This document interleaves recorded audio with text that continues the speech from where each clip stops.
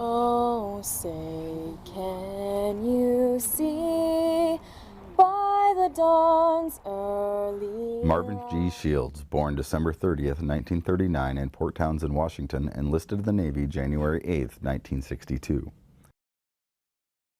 After construction training, he served with Mobile Construction Battalion 11, and then with CB Team 1104 at Dong Xuai, South Vietnam, June 10, 1965, when a Viet Cong regiment attacked. And the home of the brave.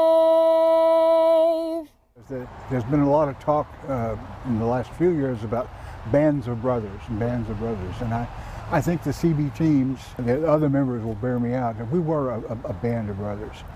And there's a term in the Navy Marine Corps, it used to be a term called hard chargers. Marvin Shields was a hard charger.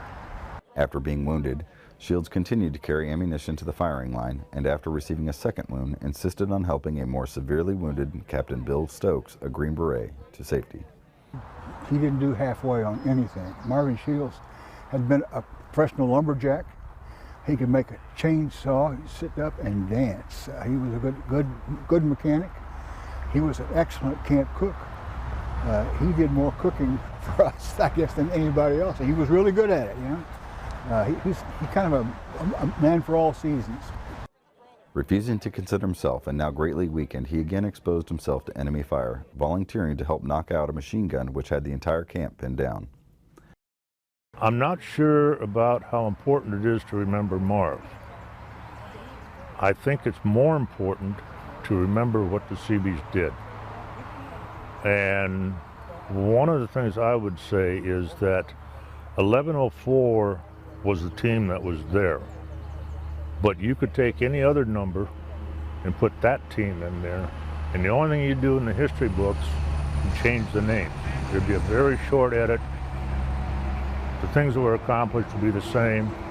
The things that were done would be the same. There would be no difference in any of that, because that's what we were trained to do. Shields died from wounds he received after he and others succeeded in destroying an enemy machine gun emplacement, thus undoubtedly saving the lives of many of his fellow servicemen in the compound. Well, he was just doing everything he could do to help everybody there in order to defeat the enemy. And the first thing he thought of was have to get to that ammo that was on fire and get some of that ammunition and get it to people after he was injured already. He posthumously received the Medal of Honor September 13, 1966. I would think Marvin would say that, you know, he really didn't do anything but what he would normally do.